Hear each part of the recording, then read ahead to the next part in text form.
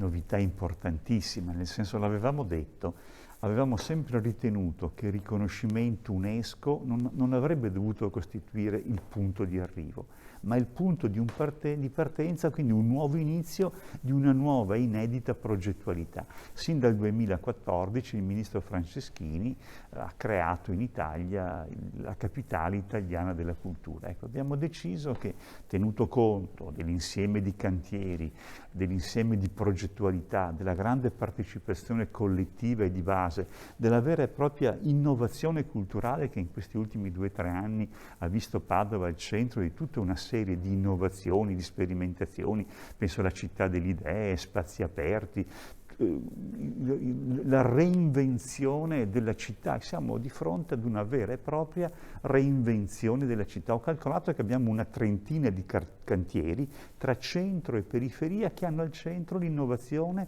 e la reinvenzione culturale di luoghi dismessi o abbandonati.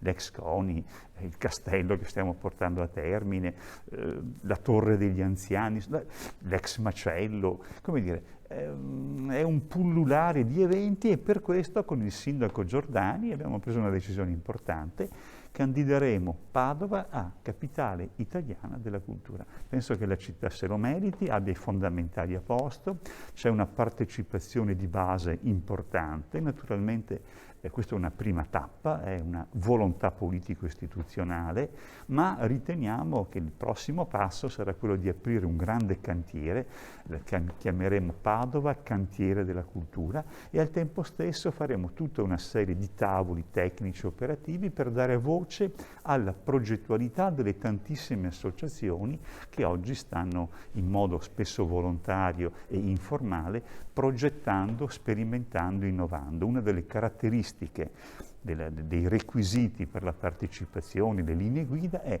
valorizzazione del patrimonio culturale, rafforzamento dell'offerta turistica e valorizzazione della coesione sociale. Padova, capitale europea del volontariato, il riconoscimento UNESCO, oltre 30 cantieri più che stiamo aprendo in città. Quindi ci sono tutte le precondizioni perché questa candidatura sia forte e autorevole.